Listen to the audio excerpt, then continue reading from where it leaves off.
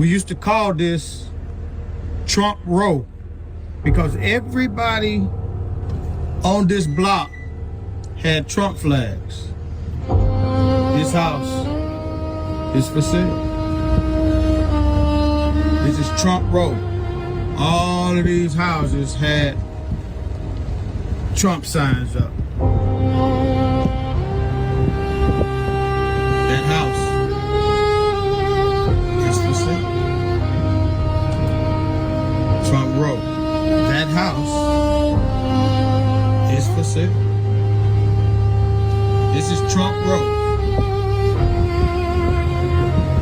3 out of the 10 houses on Trump Road are for sale. I'm not a panicky, alarmist type person, and I don't do conspiracy theories. But history tells us this country is on the verge of collapse. I will quickly give you the 6 things that lead to the collapse of an empire, in this case, the United States. Ray Dalio studied the rise and fall of empires going back 500 years, and every time, the collapse was followed by the same 6 phases. Phase 1 was a new order rising, strong leadership, solid education, innovation, unity. Yeah, we had that. Post-World War II, when we actually built stuff and invested in people. Phase 2 was peace and prosperity. Productivity booms, the economy grows, people trust in institutions. Well, we had that. The middle class was strong, unions had power, and the government wasn't a fucking punchline. Phase 3 is massive debt and wealth gaps. The rich get richer, and the poor get tax advice like stop buying coffee. Well, we're there, because the top 1% own more wealth than the entire middle class combined. Phase 4, internal conflict and political polarization. Trust erodes, people stop believing in the system. Well, we have one party destroying the country and the others watching. Nobody's solving shit. Phase 5 is the loss of reserve currency status and global power. Dalio said this stage includes excessive debt creation, weakening productivity, and rising internal conflict. Debt? We're at 36 trillion and climbing. We're adding $1 trillion every 100 days. Productivity has slowed drastically. Internal conflict? Well, amongst a million other things, 58% of Republicans still think the 2020 election was stolen. Clearly, we're deep in Phase 5. Phase 6 is collapse, revolt, or radical reset. Dalio said this phase usually brings civil wars, revolutions, or a major restructuring of the system. Now look around. We've had an insurrection attempt, record gun violence, massive protests, jobs plummeting, the military deployed in Los Angeles, election denial, alligator Alcatraz, and even the Supreme Court giving Trump a green light to pretty much do whatever he wants unimpeded. We're not fully there yet, but there are cracks. I like to think I'm a realistic optimist, but since we've already hit 5 phases and we're teetering on 6, I think our only chance of righting the ship is in the midterms. So we better get loud and stay loud, because this MAGA experiment has done nothing but fast track us to be another example in Ray Dalio's book.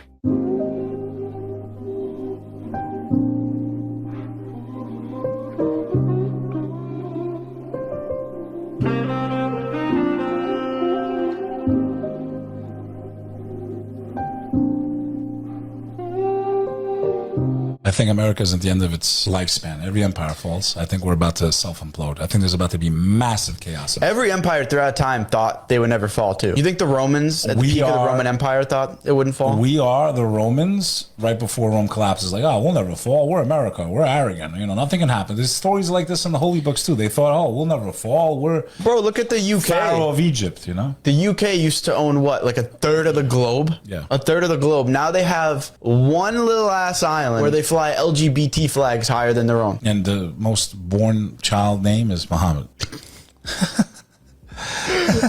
Without a single bullet being fired. There's a pattern that has destroyed every major empire in history. Not conquest, not invasion, not revolution. Economic collapse. Specifically, currency collapse. And it happens the exact same way every single time. Rome, the empire that ruled the known world for 5 centuries, collapsed when its currency became worthless. Spain, which controlled more gold and silver than any nation in history, went bankrupt repeatedly until its empire dissolved. Britain, which dominated global trade for 200 years, lost its empire within a decade after its currency collapsed. 4 times in recorded history, a dominant empire has followed this exact pattern. Military overextension, unsustainable spending, currency debasement or money printing, inflation, loss of confidence, collapse. And every time, the people in power believed they were different, that their empire was special, that the old rules didn't apply to them. They were wrong, every single time. And right now in 2025, the United States is following that exact same pattern. Step by step, warning sign by warning sign. The only question is whether we're near the beginning, the middle, or the end. This is the story of how empires destroy themselves through their own currency, how it happened to Rome, Spain, and Britain, and why every warning sign says it's happening again. Let's start with Rome, the empire that dominated Europe, North Africa, and the Middle East for over 500 years. At its peak, Rome controlled 60 million people across 3 continents. Its military was unmatched. Its infrastructure was the most advanced on Earth. Its currency, the denarius, was trusted everywhere, from Britain to Egypt. The denarius was a silver coin introduced in 211 BC. It contained about 4.5 grams of pure silver. For centuries, it held its value because the Roman government maintained its purity. When you received a denarius, you knew exactly what you were getting. Pure silver, real value. This created trust, and trust allowed Rome to fund its expansion, pay its soldiers, and build its infrastructure. But empires are expensive. Every generation, Rome's borders expanded. Every expansion required more soldiers, more forts, more roads, more administration, and eventually more money than Rome actually had. So they did what every empire does when it spends more than it earns. They debased the currency.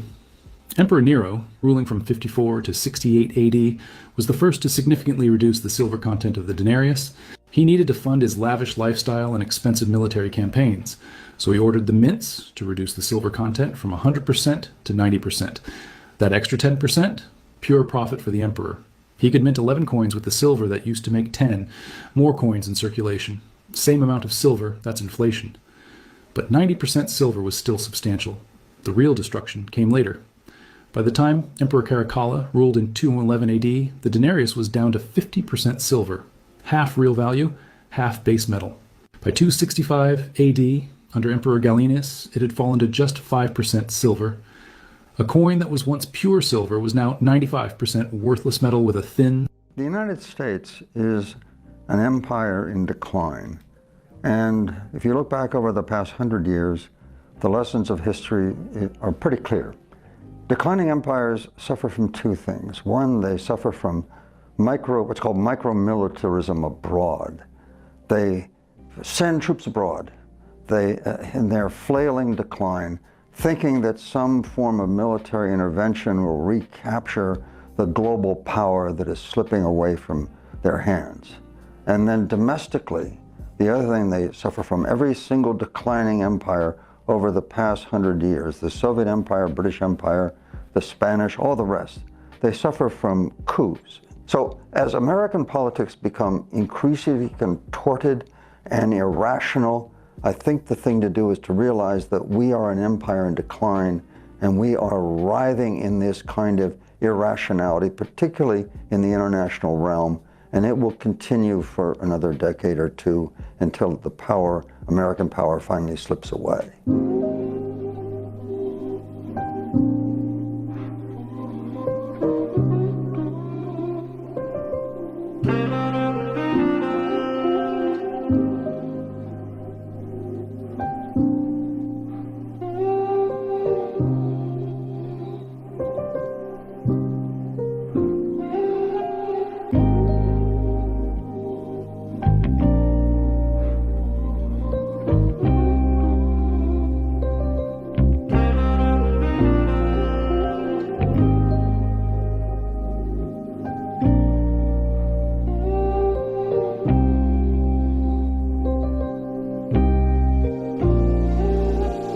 Does anybody else just feel like this country is on a path to being totally collapsed? New data showed that this was the worst January for workers since 2009. The collapse has already begun. We're just not supposed to notice. This country is going to descend into absolute chaos.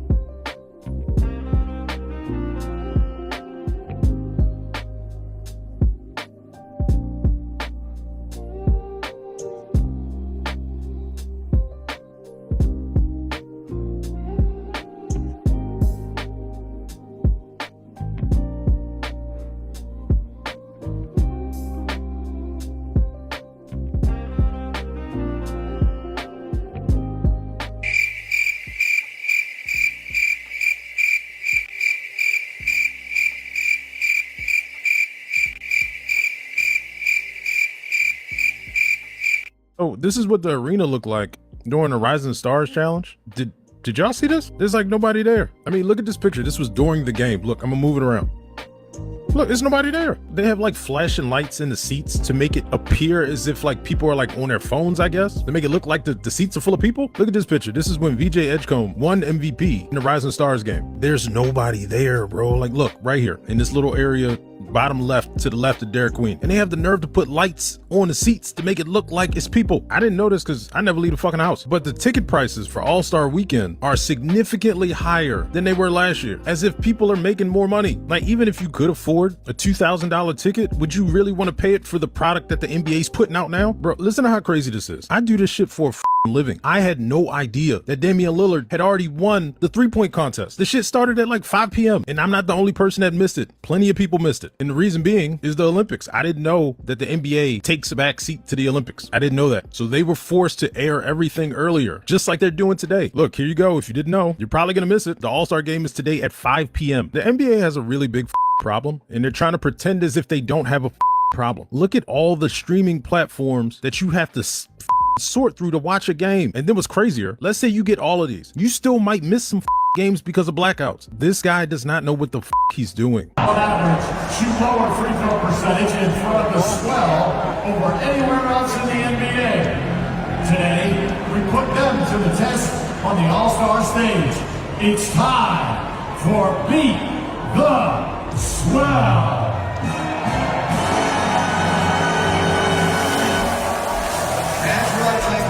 This is not good. The NBA has a serious fan engagement and fan interest problem. They can dim the lights on the audience and they can use LED lights to make it look like people are in those seats, but it's very obvious the arena is empty. And it starts with the players' effort.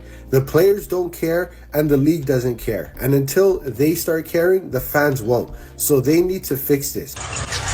Like this intensity early. Jokic got the deflection out of bounds. Look at Barack. President Barack Obama.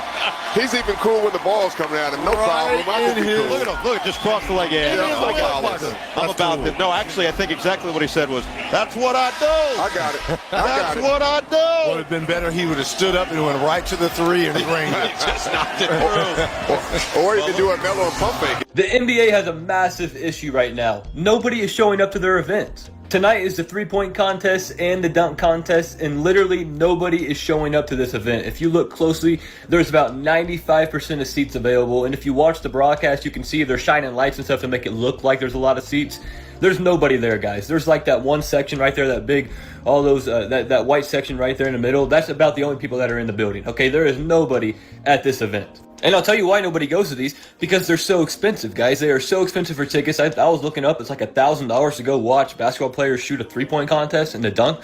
And guys, nobody shows up. Nobody competes in these. The 3-point contest, there's good players that compete in that, but nobody competes in a dunk contest anymore. Like if they got Zion, Ja Morant, all these top guys to compete in it, people would watch. But they have a bunch of G League guys in the dunk contest. Nobody's gonna watch it. I remember back in 2018, 2017 when I was in high school, the NBA was at its peak. Everybody loved watching the NBA All-Star Weekend. Now it's like nobody even cares anymore. It's sad, but it's the truth. 2026, there was another disappointing NBA All-Star. This year it was held in LA. The television schedule was different from previous years. Everything was a lot earlier and folks didn't get the memo. And let me tell you, whenever these conversations come up, no one ever addresses another major root cause outside of how soft the game is, stars missing games, and a lot of other grievances. Yeah, you have celebrities showing up to sit courtside, but why is everyone else ignoring the games? Most people would agree lack of competition is a problem. They certainly have a talent issue, and that's where the conversation normally ends. But you have to go deeper than that. The truth is, for a while now, the NBA, they've been doing everything they can to tap into the international market, erasing American talent little by little, and American fans that made the league successful in the first place. They've been drafting more and more players from overseas, and even their domestic players. They seem to be a watered down version of the Black American men that competed for decades. They're coming from some sort of immigrant background, like Hispanic or some mixture, and the game lost its appeal. Nobody knows these people. They don't want to know these people, and I place all the blame on the commissioner because he thought he could replace Black American players in large numbers with melanated players from other countries, hoping the spark, the energy, the star power will also transfer. But it it didn't. They've gone from a few immigrants to a league filled with them, and only 2 or 3 of them have appeal. But that appeal still doesn't rival Dr. J, Michael Jordan, Magic Johnson, or any of the Black American players that came after them. This whole international push to replace Black American players, it's been going under the radar, but that plan is definitely backfiring on Adam Silver. They had a bunch of empty seats over the weekend. The Rising Stars game was 95% empty. And listen, the lack of people showing up, it's not because of ticket prices. People go where they want to go. The real issue, they had nobody there that people actually wanted to see. Like the guy said in the previous clip, he mentioned Ja or Zion wasn't in the dunk contest or anybody like that, so there was a lack of interest. But why is there a lack of interest? I'll tell you plain and simple. The product is watered down. A lot of them have little to no connection to American soil. The NFL is doing the same thing. They keep catering to everything and everybody else outside of America, and you're losing American support. That's your core fan base, Americans. Then you also have fans complaining about the schedule. The televised activity starting earlier at 5 p.m. East Coast time. But look, if you actually had talent and personalities that people cared about, it wouldn't matter if the All-Star activity started at 5 p.m., 8 p.m., or 10 a.m. People would care enough to follow the talent. Plain and simple. Troy Dan said, "This got to be the worst NBA All-Star weekend in history. Zero hype in the middle of the afternoon. What are we doing?" I completely agree. Most of us had no idea that NBA All-Star Saturday started at 5 p.m. Eastern and 2 p.m. on the West Coast. I literally was out and I saw on my phone that the three-point contest was happening. So literally, most people missed the best event in the three-point contest. And then you look at the rest of the event. The crowd was dead. The NBA dunk contest was once again terrible. It's time the NBA just abolishes NBA All-Star Weekend if this is going to be the crap they put out. I mean, it's a damn shame what this weekend has turned into. I feel bad for the kids of today because back in my day when I was growing up, NBA All-Star Weekend was actually a spectacle. We actually got entertaining events. Now, it's turned into a complete joke. I don't know what the NBA is going to do, but All-Star Weekend is terrible. The only semi-entertaining thing about the NBA All-Star Weekend is the three-point contest, because at least they compete. The dunk contest, pretty much everything's been done, and the guys that do it aren't really the top guys. The star players used to actually compete in it. You know, Kobe, Jordan, Dominique Wilkins, Vince Carter, guys like that. Now you get a bunch of guys nobody's ever heard of, and they're doing dunks that have already been done. So what's the point now? And he's talking about the dunk competition. Who was in that competition that nobody cared about? Carter Bryant, no star power. Puerto Rican Hispanic roots. Jackson Hayes, watered down. Jace Richardson, watered down. I'm telling you, there's a pattern here that everybody's ignoring. And then what makes it even more frustrating is they have these professional dunkers that are actually more creative than the NBA players. Maybe they can incorporate them some kind of way to freshen it up, but I don't even think that work anymore because people are just done with it. I know I am. As for the NBA All-Star Game itself, I hate to be one of those kind of people that says back in my day, but back in my day, Magic, Bird, Jordan, Kobe, like even LeBron early in his career, they played hard and they tried. They would entertain the fans for the first couple of quarters, and then in the fourth quarter, they would actually compete to try to win the game. Now everybody just shows up to collect their paycheck and then they're out. And it's crazy, you know what I mean? But, you know, I guess that it is what it is at this point. You know, I just wanted to vent a little bit, but, you know, NBA, y'all got to figure out something. Either don't have the game at all or find some kind of way to make these dudes compete. I don't know. It is what it is. See you when I see you. Peace. The only thing it's time to do right now is cancel NBA All-Star Weekend. The product simply declines every single year, and you can't get guys with name value in any of these events, and nobody simply wants to be there. It's time to let them just be at home with their families. You have current professional basketball players participating in the Celebrity All-Star Game, and you have guys like Damian Lillard who are hurt and not playing in NBA games, winning the three-point contest. I mean, what is this? This is an all-time low.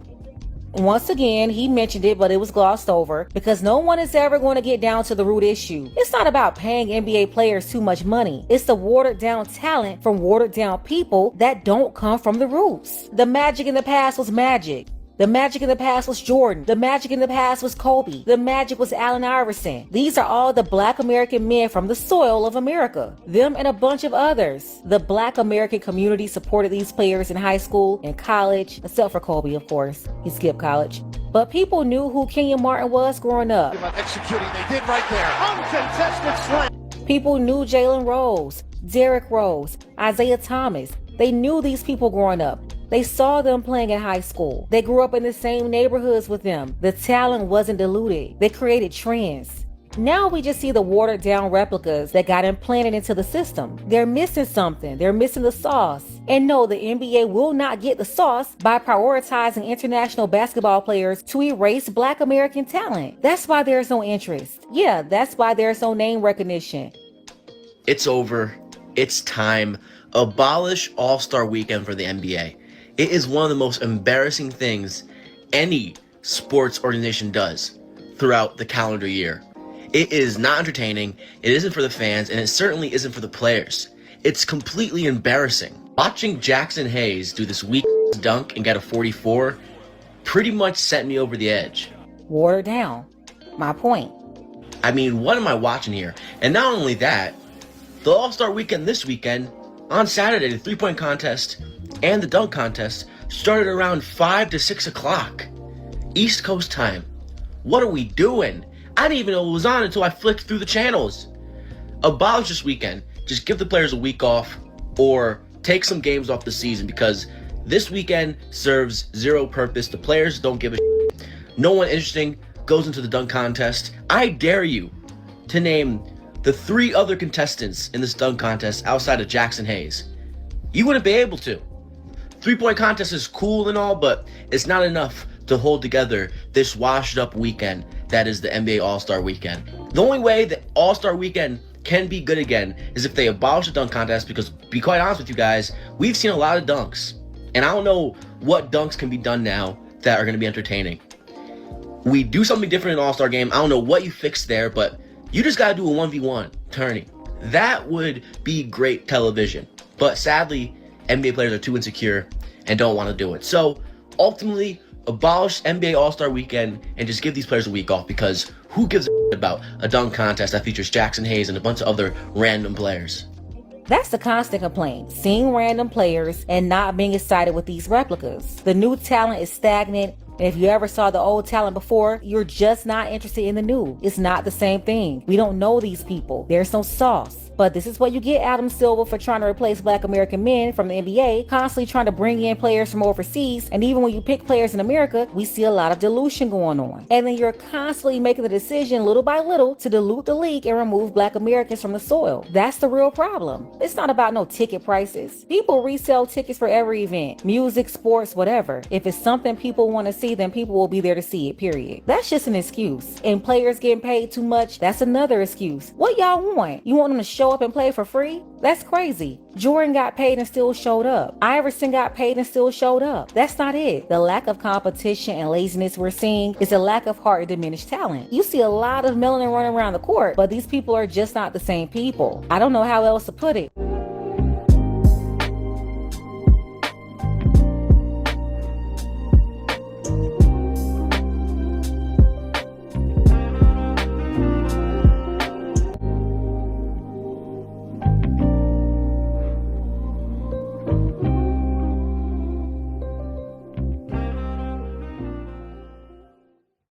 This country is collapsing. We are witnessing the collapse of America. Not someday, not hypothetically, right now, right before our eyes. The American people have been pushed into a corner. They're being grabbed, detained, crammed into vehicles, and even murdered.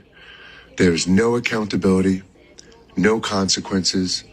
Political leaders have failed us miserably and are failing us miserably. Military leadership is non-existent, and the people are being left to deal with this all alone. This isn't about parties anymore. This isn't about ideology. This is about a system that no longer protects its own citizens and no longer answers to them. The response from those in power is not solutions. This is force, it's silence, it's pretending that this can be controlled and everything will be okay.